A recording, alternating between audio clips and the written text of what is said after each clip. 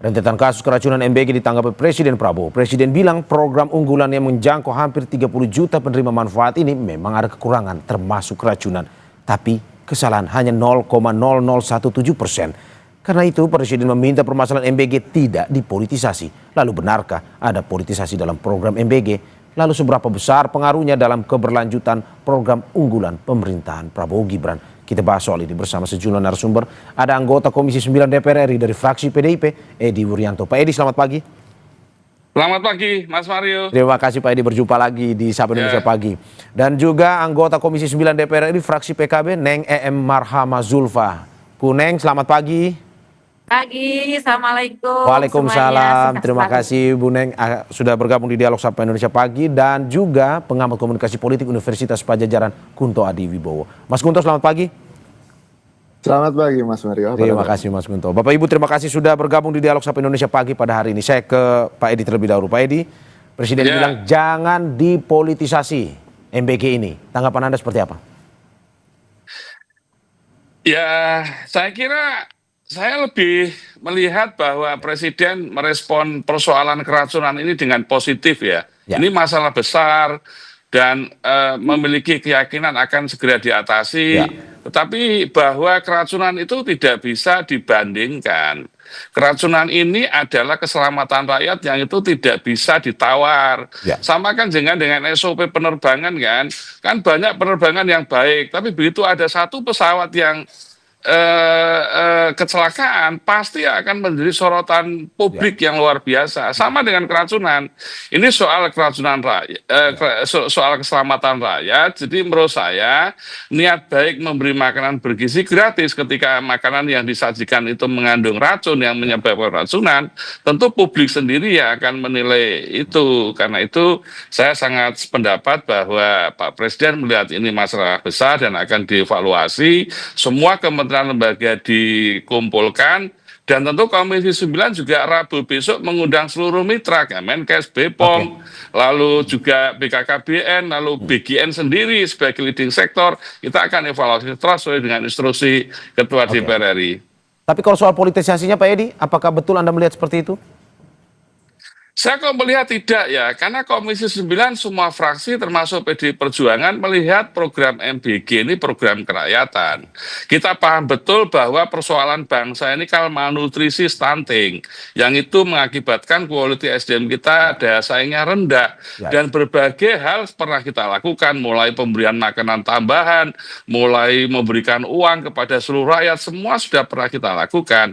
Lalu ada terobosan baru bahwa MBG melalui SPPG ini diharapkan SPPG itu seperti instalasi gizi di publik, lalu di masyarakat banyak sekali kasus, ada stunting, ada ibu hamil, ada ibu menyusui yang punya resiko malnutrisi, stunting, lalu diharapkan SPPG itu bisa mengolah makanan sesuai dengan kebutuhan mereka, lalu bisa mengatasi masalah nutrisi. Ini program kerakyatan, karena salah satu persoalan kita adalah soal malnutrisi dan stunting ini. Jadi saya kira politisasinya dari mana? Ya, di saat kami Komisi 9 juga sangat support, kami terus lakukan diskusi mendalam dengan BGN, dan saya kira saya belum melihat soal ini. Oke, berarti menurut Anda bahwa ini viral, ini menjadi sebuah berita besar karena memang ini menyangkut nyawa anak-anak, pun juga ini adalah program prioritas Presiden sebenarnya, bukan ada politisasi. Betul, jadi sekarang ini mestinya penerapan standar kesehatan dan keselamatan pangan yang menyebabkan keracunan itu harus diperbaiki. Karena pemerintah kan juga mengakui dari sekian ribu dapur yang memiliki certified layak higienis sanitasi SLHS hanya 36. Artinya kan ada konstitusi yang dilanggar sendiri oleh pemerintah. Mestinya harus ada pengawasan baik oleh BGN, oleh Kementerian Kesehatan, oleh BPOM, oleh pemerintah daerah melalui Dinas Kesehatan dan seluruh jejaring puskesmas. Tahu bahwa kan ada Permenkes 14 2021 bahwa SPPG itu seperti catering, seperti usaha jasa boga, dia harus memenuhi certified layak higienis sanitasi. Kalau kemudian belum memiliki SLHS lalu diizinkan untuk operasional, ya tentu ada standar dong yang dilanggar. Nah, efeknya apa? Ya keracunan itu sendiri gitu loh. Saya ke Bu Neng. Bu Neng, menurut Anda seperti Pak Edi, tidak ada politisasi atau mungkin saja sebenarnya ini berita bisa ditanggulangi lebih, pemberitaan ini bisa ditanggulangi lebih sederhana, tapi sekarang sudah menjadi viral. Menurut Anda ada politisasi seperti itu? Sebenarnya mungkin yang dimaksud Pak Prabowo bukan politisasi, jangan terlalu gaduh lah seperti itu. Mungkin beri kesempatan Yang untuk dimaksud Pak Edi atau Pak memperbaiki. Prabowo maksudnya, Bu Neng? Enggak, Pak Prabowo gitu kan. Ya. Jadi kalau secara tidak langsung saya kayak beliau ini berpesan jangan terlalu gaduh dulu, beri kesempatan untuk memperbaiki karena kan beliau mengakui apa ada kesalahan dan sebagainya dan siap memperbaiki. Di samping itu juga saya juga mengapresiasi kayak apa kepala BGN langsung membangun akan membentuk satgas berkoordinasi dengan kepala daerah. Terus kemudian juga beberapa korban-korban itu Oke. juga dari sisi pembiayaan kesehatannya akan ditanggung pemerintah sepenuhnya. Itu saya Oke. kira bentuk tanggung jawab pemerintah untuk memperbaiki itu bahwa ini peduli bahwa mengembalikan kembali kepada niat awal dari MBG tersebut adalah dalam rangka untuk kepentingan masyarakat untuk membangun masa depan bangsa ini, membangun generasi yang unggul, tangguh, Oke. generasi Dan emas seperti itu. Ibu, dari tanggapan Ibu, apakah memang gaduh seperti yang disampaikan oleh Presiden? Ya bukan gaduh ya, maksud saya tuh maksudnya tuh Pak Presiden tuh tidak apa ya gaduh atau rame kan. Kalau Ya, ya, tadi ya. kan Pak Edi secara tidak langsung menyampaikan bahwa ketika ada keracunan seperti diibaratkan pesawat kalau ada terjadi kecelakaan maka akan rame gitu kan. Nah rame itu rame atau gaduh apalah namanya mungkin seperti itu akan masyarakat akan rame. Dan hari ini kita tahu ini kan dunia hari ini kan udah media sosial udah semua udah tahu kejadian dimanapun terjadi kemudian diupload di media sosial maka otomatis akan rame gitu kan seperti itu.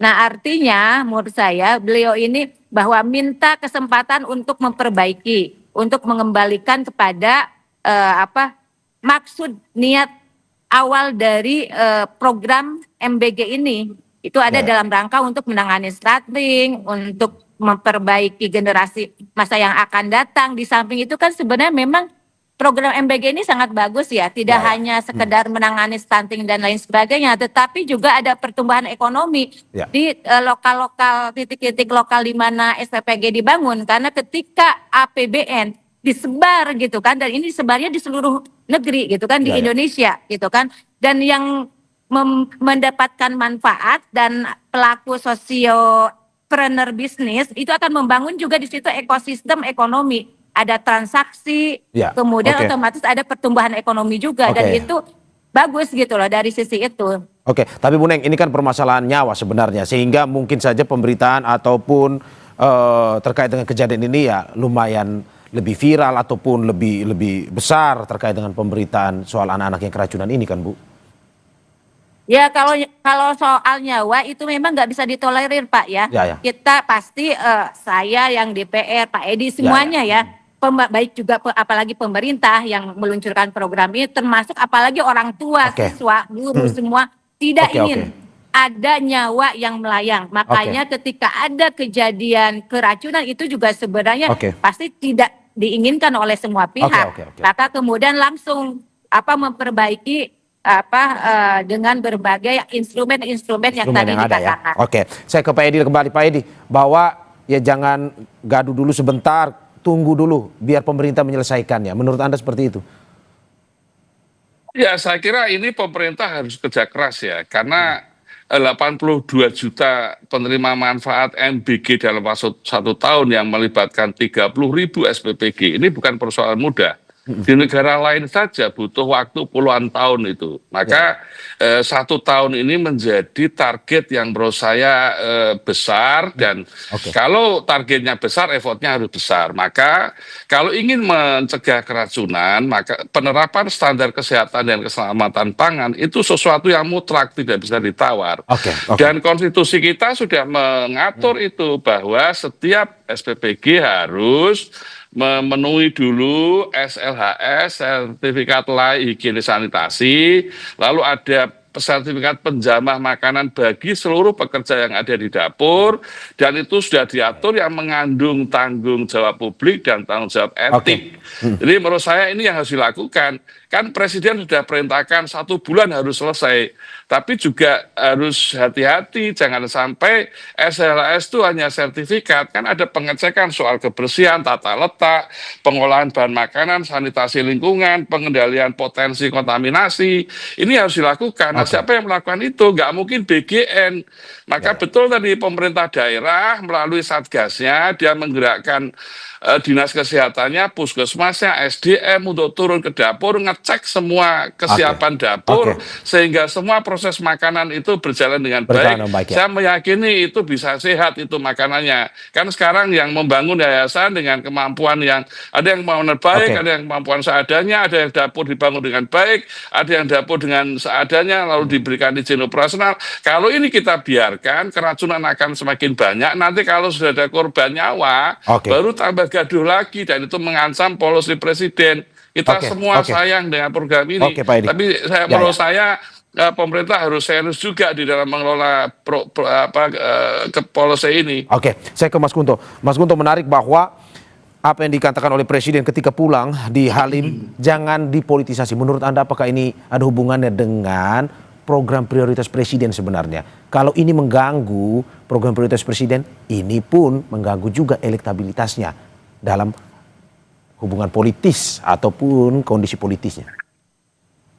Ya, tampaknya Pak Prabowo masih belum secure, terutama setelah unjuk rasa yang besar di akhir bulan Agustus kemarin ya Mas ya, dengan statement soal politisasi. Tapi sebenarnya kan ini memang masalah politik gitu, masalah keberlangsungan hidup anak-anak kita itu kan masalah politis kan, nggak mungkin nggak gitu kan, itu terkait dengan cita-cita dan tujuan bangsa ini didirikan. Dan menurut saya problemnya adalah problem legitimasi dari program MBG hari ini sedang dipertaruhkan gitu. Legitimasi sendiri kan kalau secara teori ada 3 ya, masih ada kognitif legitimasi bahwa kebijakan ini memang harus ada di sistem negara sekarang, itu yang disampaikan oleh Bu Neng tadi, bahwa ya ini tujuannya, dan di level kognitif legitimasi menurut saya selesai. Kita memang butuh MBG, tapi kemudian problemnya ada di moral legitimasi kan, di bahwa nilai dari program dan pelaksanaan program itu harus sesuai dengan norma sosial yang berlaku di masyarakat. Bahwa untuk keuntungan ekonomi yang mungkin luar biasa nanti, tapi mengorbankan anak-anak itu sangat tidak bermoral kan gitu kan. Nah ini menurut saya yang jadi catatan, bahwa niat baik saja tidak cukup kan, butuh cara-cara yang baik, dan saya mendorong ada evaluasi yang menyeluruh nih bagi pelaksanaan MBG. Dan ini ya juga politis pasti kan, akan melibatkan DPR RI, akan melibatkan eksekutif, dan akan melibatkan stakeholder yang lain, tapi bukan berarti bahwa kita ingin mendongkrak Pak Prabowo kan gitu. Mas Gunto, kalau kita melihat bahwa apakah memang ini kan program prioritas, kalau misalkan ini dinilai sebagai sebuah program yang sampai saat ini belum optimal, apakah sangat berpengaruh dengan elektabilitas Presiden sendiri? Menurut saya publik belum berpersepsi atau belum kepikiran soal elektabilitas, masih jauh. Iya, ini kan masih tahun 2025, masih 4 tahun lagi ada pemilu, dan menurut saya tapi kalau MBG ini dibiarkan terus-menerus berlarut-larut masalahnya, ya tentu saja di tahun 2029 akan memetik buahnya kan gitu aja kan Mas. Jadi kalau menurut saya justru peluang ini dengan dorongan publik yang kuat, bahkan ibu-ibu kan sudah demonstrasi kemarin di Jogja dengan mukul panci dan segala macam gitu. Itu sebuah peringatan dan sebuah momentum yang harus dimanfaatkan oleh pemerintah untuk kemudian ya ambil 1 langkah ke belakang untuk lari 1000 langkah ke depan, kalau menurut saya gitu. Tapi kalau dari analisis Anda Mas, selama beberapa hari terkait dengan MBG ini, apakah mungkin saja ada pihak-pihak lain yang mempolitisasi tersebut, memanfaatkan momen ini untuk mungkin bisa dalam tanda kutip ya, memanfaatkan untuk menaikkan elektabilitas atau menurunkan elektabilitas Presiden? Ya makanya ini pentingnya transparansi, akuntabilitas Mas gitu, bahwa selalu ada aktor-aktor yang kemudian mencoba untuk memanfaatkan keadaan. Itu pasti, itu dalam politik pasti ada gitu. Cuman kan saya nggak bisa menunjuk satu dua orang gitu kan. Nah, problemnya adalah ketika pemerintah kemudian merangkul, saya apresiasi Wakil Ketua BGN yang minta maaf, nangis, tapi ketuanya kok belum ya kan gitu. Ini yang kemudian jadi pertanyaan publik, beneran nggak nih minta maafnya? Ini yang kemudian harusnya direspon dengan lebih empati, bahwa yang jadi korban ini anak-anak loh, yang 0,017% itu anak-anak loh kan gitu, bahwa ya siapa yang mau kehilangan anaknya, siapa yang mau anaknya jadi korban. Jadi menurut saya harus berempati lah sedikit, jangan kemudian problemnya jadi problem teknis, problem politis gitu. Mas. Saya ke Pak Edi lagi. Pak Edi, bagaimana Anda melihat bahwa dari analisis Mas Kunto ada nih pihak-pihak yang mungkin saja memanfaatkan ini dari segi politisasi untuk ya mengganggu lah elektabilitas presiden? Ya, saya kira pendapat Pak Kunto tadi benar ya, bahwa ini persoalannya karena semua nggak mungkin kan soal kesehatan ini bisa ditawar kan. Semua mengalami kecemasan, baik orang tua, baik guru. Ya tentu semakin kejadian keracunan itu semakin tinggi, semakin meningkat, itu pasti akan menimbulkan respon publik yang besar. Itu tanpa didorong pun mereka akan secara natural akan melakukan itu. Karena itu tentu kami tidak ingin Komisi 9 yang diberi tugas untuk mengawal program ini. Sehingga menurut saya sekarang ini BGN kan leading sektornya yang harus kerja keras, dan ini nggak bisa sendiri. Karena pemerintah daerah yang memang memiliki infrastruktur dan resources yang harus bekerja keras juga. Jangan sampai kelemahan-kelemahan BGN yang selama ini polanya itu sentralistik, lalu dianggap pemerintah daerah tidak aware, tidak menyadari, maka tentu ini akan membahayakan. Karena itu saat ini yang harus dikuatkan adalah bagaimana pemerintah itu mendampingi terus teknisnya secara intensif, para pihak mitra yayasan, para masyarakat yang ingin mendukung program Pak Presiden ini secara pengetahuan, keterampilan mereka harus didampingi sehingga secara umum SPBG ini berjalan sesuai dengan koridor kesehatan dan keselamatan pangan. Kalau ini dilakukan dengan baik, maka pasti keracunan akan semakin turun. Bu Neng, apakah Anda melihat ada aktor-aktor politik yang memanfaatkan ini seperti analisis dari Mas Kunto tadi? Saya jujur aja ya tidak tahu, tapi memang kan kejadian-kejadian seperti ini bisa aja orang mau memanfaatkan, itu berpeluang sangat besar gitu kan. Dan saya juga memang tidak mau cari tahu juga terkait itu apakah orang mau memanfaatkan politik ya atau tidak gitu kan. Tetapi saya ingin lebih fokus justru bagaimana program makan bergizi gratis yang menurut saya itu sangat baik ini, itu mungkin jangan terlalu kita ambisi untuk mengejar target 30.000 dapur terus 8 juta penerima manfaat. Tetapi prioritas utamanya itu adalah keamanan, bagaimana 0 insiden, 0 kejadian luar biasa yang itu mungkin sangat ditakutkan oleh para orang tua gitu kan. Maka ketika itu ada kejadian itu pasti semua orang akan takut gitu. Bahkan mungkin beberapa sudah ada yang ingin bawa bekal sendiri untuk secara halus menolak dan sebagainya. Yang khawatir orang tua kan ada yang seperti itu. Saya lihat beberapa di media sosial gitu kan. Maka ini untuk masalah misalkan ini kan masih 1% kesalahan. Karena ini ada masalah makanan berimpak terhadap kesehatan dan yang paling buruknya adalah khawatir nyawa melayang, maka di sini bagaimana kemudian pengawasan yang paling utama, terus kemudian saya kira bertahap aja, yang penting aman itu. Aman untuk dikonsumsi, terus kemudian SPPG yang mau kemudian diberikan izin itu tidak hanya sekedar dia dapat sertifikat SLAS, tetapi juga kru-krunya dari mulai kepala SPPG-nya, terus kemudian para pekerjanya itu diberikan pelatihan dulu. Dan bisa jadi untuk membukanya jangan langsung 3.000 menurut saya. Mungkin bisa bertahap 1.000 dulu, terus kemudian minggu berikutnya, jadi bertahap. Biar dia untuk membiasakan diri dulu, jangan langsung 3.000 seperti itu. Ini demi keamanan. Saya seperti itu. Gak apa-apa, yang penting satu aman gitu. Target misalkan untuk mempercepat di akhir tahun ini 8 juta penerima manfaat, itu nggak tercapai nggak Oke. masalah, yang penting aman. Ada SOP yang Daripada aman, tercapai, teknis yang aman Iya. ya Bu ya, Bu Neneng ya? Iya, betul. Oke, saya ke Iya. Mas Kunto. Mas Kunto, tadi seperti disampaikan oleh Bu Neneng dan Pak Edi, teknis harus aman, SOP, SLAHES. Tetapi kalau dari segi politiknya, apa yang harus dibenahi oleh Presiden untuk mengoptimalkan MBG? Saya kembali ke Mas Kunto. Mas Kunto, ada beberapa hal yang disampaikan tadi. Perbaikan teknis, SOP, SLAHS, pun juga bagaimana kondisi di dalam SPPG sendiri yang betul-betul harus sesuai dengan aturan. Tapi itu pembenahan dari sisi teknisnya. Pembenahan dari sisi politisnya seperti apa, Mas?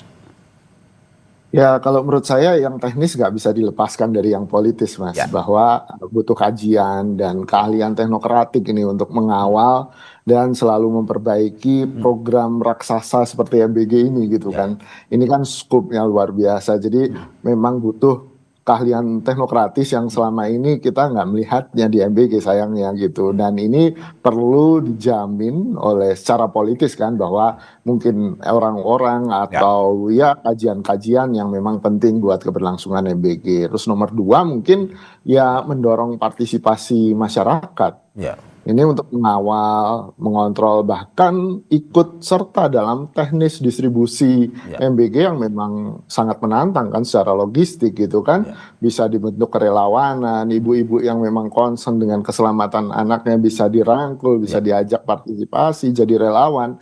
Itu secara politis akan sangat menguntungkan, Mas, gitu. Dan yang ketiga menurut saya ya berhentilah gitu menyerang pengkritik gitu kan. Ibu-ibu ini emang concern, saya juga concern dengan keselamatan anak gitu kan.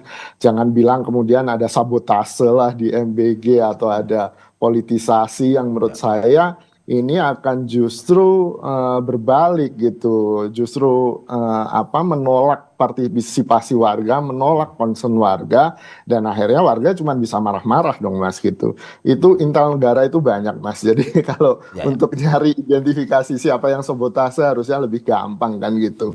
Daripada mengaduk-ngaduk opini publik yang secara politis akan merugikan. Oke, saya ke Pak Edi. Pak Edi, ini berbicara soal keselamatan anak, Presiden juga memberi pernyataan bahwa hingga saat ini jumlah kesalahan dari MBG itu 0,0017% atau di bawah 1% lah. Menurut Anda apakah ada yang salah sebenarnya dari pernyataan Presiden ini menanggapi sesuatu yang berhubungan dengan keselamatan anak-anak kita? Ya, Pak Presiden kan ingin program ini berjalan dengan baik, kan itu saja itu saya tangkap.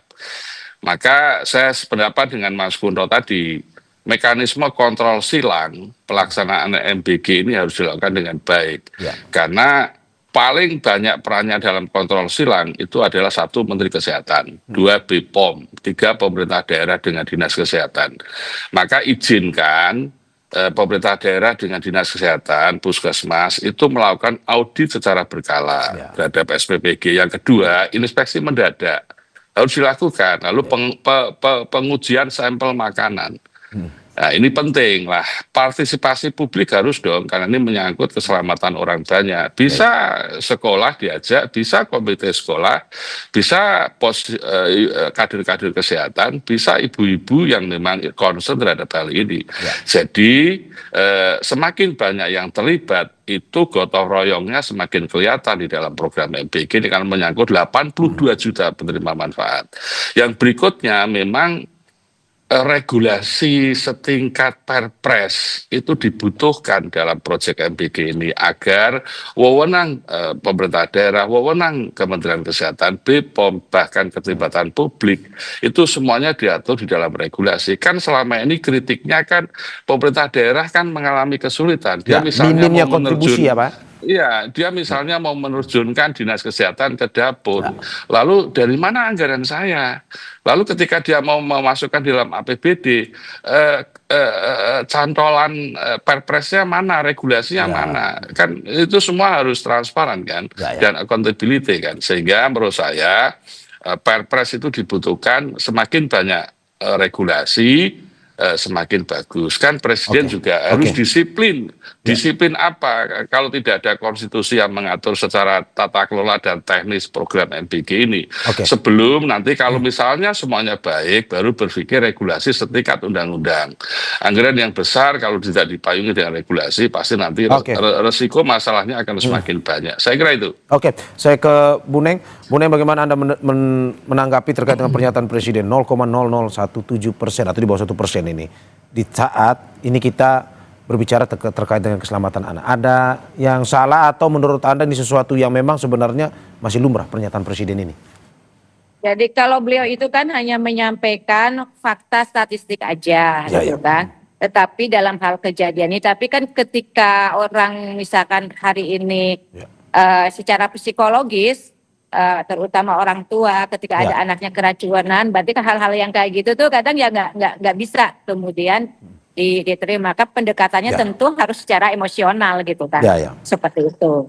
Jadi tetap tadi seperti Pak Putu menyampaikan kecewa hari ini kepala BG-nya belum minta maaf itu kan. Selain mengakui kesalahan tentu saja pemerintahan dan minta maaf dan berjanji untuk memperbaikinya, dan itu harus ada bukti-buktinya sampai kemudian ke tingkat bawah. Terus kemudian kalau misalkan tadi kepala BGN sudah berkoordinasi dengan kepala-kepala daerah terus akan membentuk satgas, terus yang mencicipi adalah satgas itu, menurut saya itu juga belum manusiawi ya. Maka yang bukan mencicipi itu bukan maksudnya itu orang gitu yang mempertaruhkan nyawa, ya enggak.